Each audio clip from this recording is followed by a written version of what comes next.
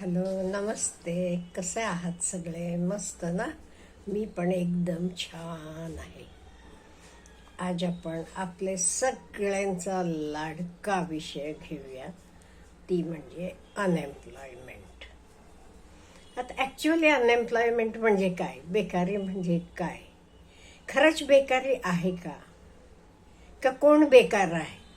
हे सगळेच आपण विश्लेषण करणार आहे. जरासं कोणाकोणाला आवडणार पण नाहीये, पण आहे तसं, मला वाटते तसं मी ह्याचं विश्लेषण करणार आहे. आता जॉब मिळत नाही, अनएम्प्लॉयमेंट म्हणजे काय? आता सपोज 5,000 लोक MBA झालेले आहेत, 500 जॉब वेकेन्सीज आहेत. मग 500 लोकांनाची MBAचं जे काही पोस्टिंग आहे तर मिळणार ना. आता UPSC एक्झामला 12 लाख मुलं बसतात. 12 लाख. किती जणांना नोकरी मिळणार? 1,000 लोकांना.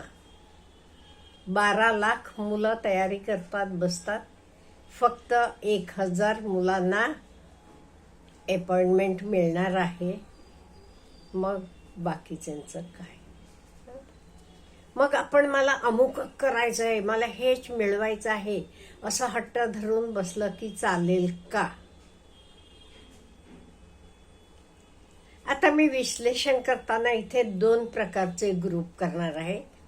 एक प्रकारची अशी मुलं आहेत, मी अमुक शिकलोय ते मला अमुकात नोकरी पाहिजे, मी MBA झालोय मग मला अमुकत नोकरी पाहिजे, कुठलाही काही काय मला करायला सांगता, हां,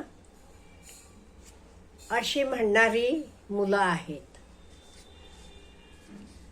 सपोज त्यांचे आई वडील त्यांना त्यांचे मनाप्रमाणे नोकरी मिळेल तोपर्यंत पोसायला तयार आहे, तर ठीक आहे.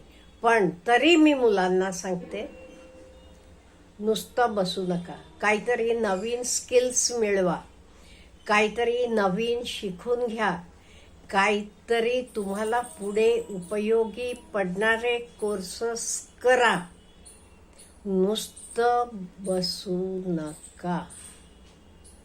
नो डाऊट तुम्ही म्हणाल, हो आमचे आई वडील आम्हाला जीव खाऊ घालतात, हवं तर ते खर्च बघतात, मग तुम्हाला काही. तसं नाही. आपलं शिक्षण झालेलं आहे, आपल्याला नोकरी मिळत नाही मनासारखी म्हणून आपण गेलेलो नाही.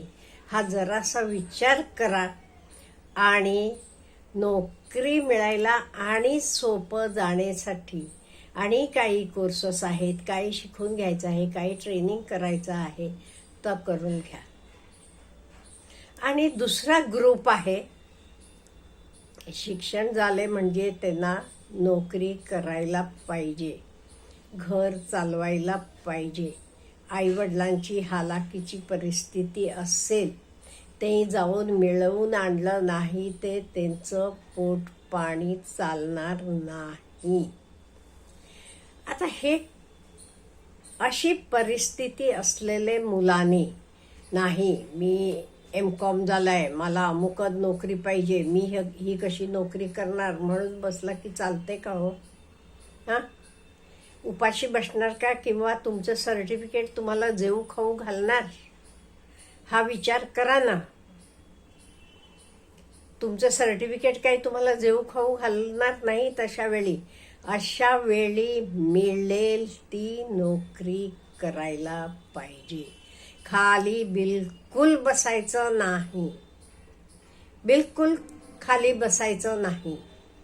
मिळेल तर काम करायचं. ड्रायव्हिंग येते, जावा, ऑटो चालवा, हरकत नाहीये. हां, काही चहाचा गाड्या घालायचा, चहा घाला, वड्याचा घाला आणि काही घाला, काही करून आपल्याला जीवन चालवायचं आहे. हे बघा, जीवन म्हणजे चालत राहायला पाहिजे, काम केलं पाहिजे, आपण कर्मयोगी असायला पाहिजे. नो डाऊट आज तुम्ही काम करता तर तुमचे लेवलचं नसेल तुमचे शिक्षणाचे, पण काहीतरी पोटा पाण्याला सोय पाहिजे ना. तिथून मग पुढे जात जावा किंवा तेथंच स्वतःचं सेटअप चालू करा. काहीही करू शकता तुम्ही. नुसतं रिकामं बसायचं मला नोकरी लागत नाही. नोकरी काय पंतप्रधान तुम्हाला फोन करून देणार आहेत? विचार करा नोकरीसाठी तुम्ही काय काय प्रयत्न केलेत, कुठे गेलात, काय केलात, विचारा, स्वतःला विचारा.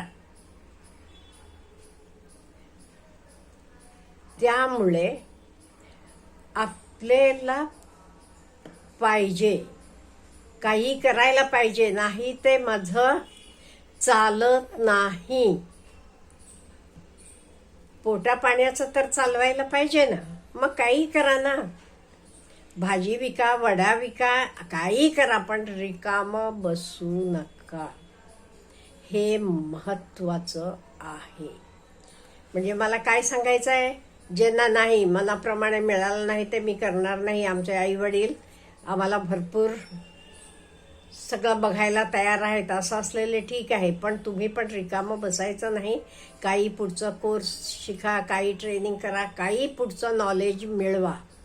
आणि नाही मला हे केल्याशिवाय शिक्षण झालेलं आहे आणि माझं मला मिळवायचं आहे, म्हणजे घरच्यांची परिस्थिती नाहीच असं नाहीये. काही मुलांची परिस्थिती चांगली असते तरी त्यांना वाटत असते नाही माझं मला काहीतरी मिळवायचं आहे. आतापर्यंत आई वडिलांनी केले, आज मला त्यांच्यावर बोज बनून राहायचं नाही. माझं मला काही अशी विचार करणारी मुलं पण आहेत आपल्याकडे. मग आपण बाहेर पडायचं, काय मिळेल तर काम करायचं. असं म्हणायचं नाही माझं अमुक शिक्षण झालंय त्याला योग्य काम मिळणार आहे. नाही, तुम्हाला कोणी पंतप्रधान फोन करून बोलवून घेणार नाहीयेत.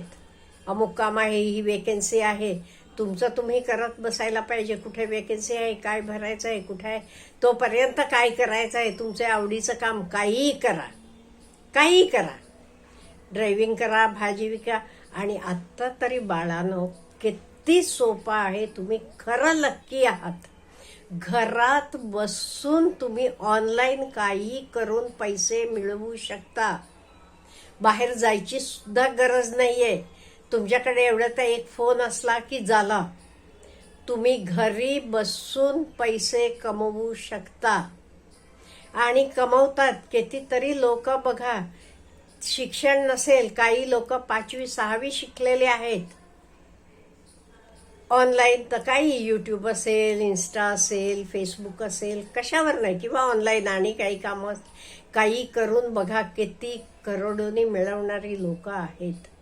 मग तुम्ही तरी यंगस्टर्स आहात. नाही मला नोकरी नाही, मी बेकार आहे, अमुक आहे, सरकारनं नोकरी द्यायला पाहिजे, हे न द्या आम्हाला भत्ता तरी द्या म्हणत काय नाही. बिलकुल कोणाशी काही मागायचं नाही. स्वतःला देवानं व्यवस्थित दिले ना, मग आपण एकच लक्षात ठेवायचं, सिंपल प्रिन्सिपल, रिकामा बसायचं नाही, कर्मयोगी बनायचं, मिळेल ते काम करायचं.